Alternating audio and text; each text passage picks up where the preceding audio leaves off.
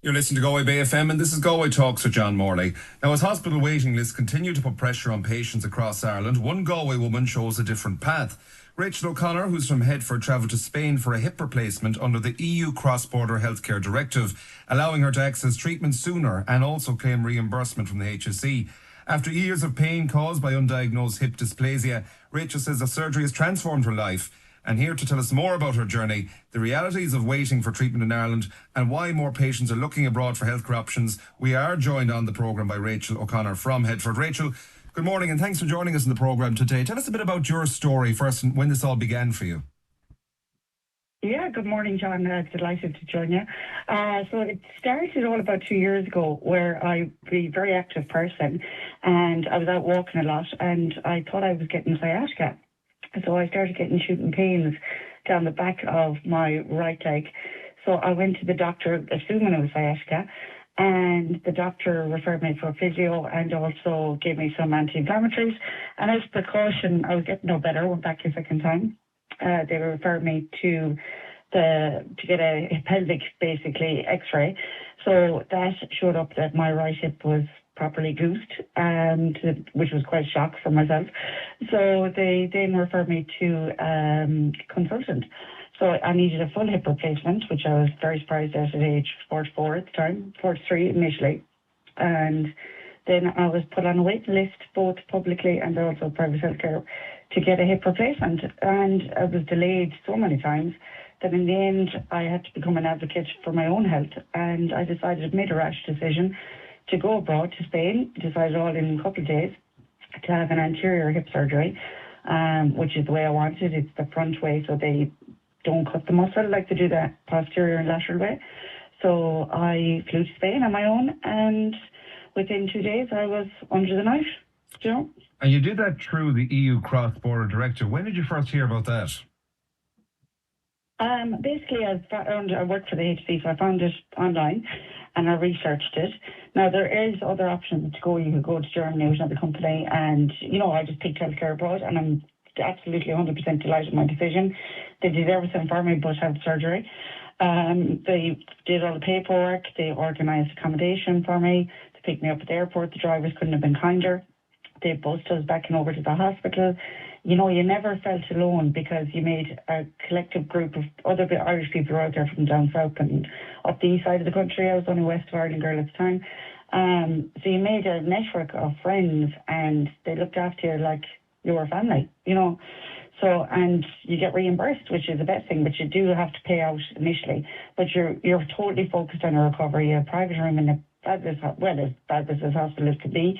An excellent surgeon, Vithas Klein, brilliant at his job, explained everything. Everything ran like clockwork. Went in on them, flew out on a Sunday night, got there late, went into hospital on the Monday morning at like 7:30 a.m.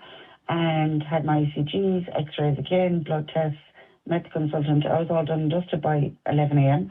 back at the hotel and went in the following day for surgery.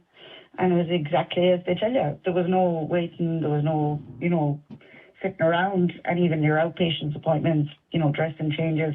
I had intense physio then for a week, which absolutely set me up for recovery. So I had that twice a day at 10 a.m. and 3 p.m. Now, it was tough going, but you have nothing else to focus on but your recovery. So rather than if I had it in Ireland, I'd be at home here in Headford and I'd be relying on people to come and bring me to appointments, whereas out there, that was all organised. So I highly recommend it. And how has your recovery been like since? Absolutely fantastic. I've excelled. I was back driving after 4 weeks. I was back in the water trying to swim and, everything. I'm back walking 7K in an hour and 20 minutes. My fitness level is getting back to what it was before agonising pain. I just didn't realise the damage it did to my body. The longer I was left in pain, the worse I was getting. My shoulder got affected, my right shoulder. If I could say to myself a year ahead of time, I would have said, go in, but I didn't know at the time. Yeah, those knock-on effects, because people don't realise how linked up parts of the body are, Rachel. So you obviously were getting a lot of different side effects from it. Yeah, absolutely, John. My right shoulder was so bad, I could hardly lift a cup of tea. I was in agonising pain with my right shoulder. And they did an ultrasound out there, again, the physio did it, and said to me, look, give it 6 months, this is connected to your hip, and now it's absolutely perfect, without any, anti-inflammatories or painkillers or anything. The other side of it is the mental side of it. I'd lost 1.5 years of my life. I couldn't go to social events. Everything was difficult, driving, walking, you're putting on weight. You're eating painkillers, that's not good for your health. You nearly have, you have a short fuse of people because you're in constant pain, and the pain progresses quite quickly. And you don't realise how much pain you're in till you're not in pain. So that's why if I had known about it, as I said, 1 year ahead of time, I would have gone. Is there any negative side about going abroad, Rachel, whether that be follow-up care afterwards, should you need it? No, they're absolutely fantastic. I thought initially, I'll be honest, John, I thought it was too good to be true. But it is as good as it says. There is nothing, if you have any concerns, the drivers, fabulous guys, will drive you back to the hospital. They see people instantly. There's no waiting around. You can discuss any of your, woes or worries. No, I have my follow-up appointment online with Vithas Xanit, and most people come home after 2 weeks. I stayed 2.5 weeks because I thought, what am I rushing home to? Wet weather. It was October. If I was recovering, the weather was better there for walking and exercising and getting out. You could elect to do more physio if you wanted to do more physio. They gave me the exercises, so I did it in my own time after a week.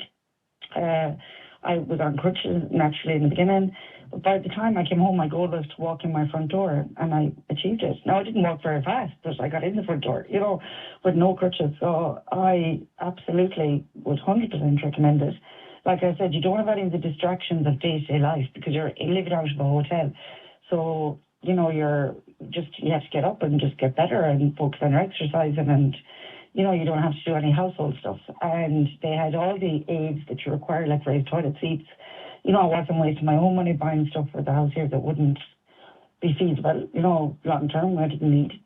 So yeah, I highly recommend it. There was no negatives. The negative side probably is that I planned it all very quickly. In 2 days, I was all organised, gave all my paperwork to Healthcare Abroad, and I'd spoken to them. They were excellent at organising all that. They followed up with you out there every day, multiple times a day, and again since I've come back. And the negative side is probably that I travelled on my own, but I didn't feel alone ever because the staff were so nice. Drivers, Tony, I became great friends with. I've made friends for life. I actually had a reunion yesterday evening with some friends. Jens, a guy from Kilkenny.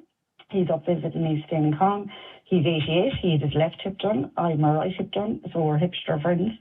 And I've made a whole new bunch of people, that I never would have met prior to that. Well, Rachel, continued good health, and thank you for joining us on Galway Talks. Madua week to Galway by Rachel. No. Galway Talks is brought to you by Harvey Norman, your Galway